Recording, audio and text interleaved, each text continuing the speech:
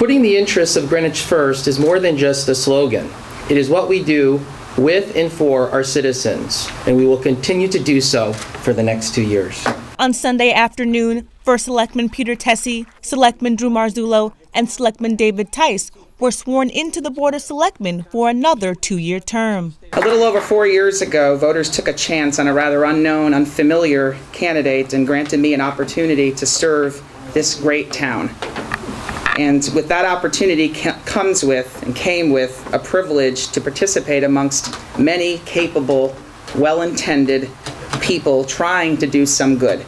We should find ways to work across the aisle. And I think what we will find is our differences are not that great as long as we're willing to communicate. On November 5th, we received a mandate to govern. I interpreted these results as an affirmation of the course and manner we have followed these past 6 years. Our objective is clear: retain our beloved Greenwich as a premier residential community that people choose to want to live, work, and raise their family. Surrounded by friends, family, and former First Selectmen, the Board of Selectmen expressed their thanks and goals for Greenwich.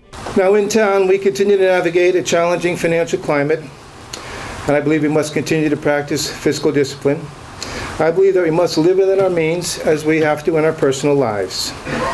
Public safety, education, and needs of our senior citizens, of course, will be important, and it will not be compromised. Now we will continue a relationship that is built on respect, and I look forward to important discussions on town finances, borrowing and spending models, capital projects, and of course Peter and Dave's favorite subject, harbor master issues. Throughout all our efforts, we must continue to maintain civility and respect for each other, as this is at the foundation of our society.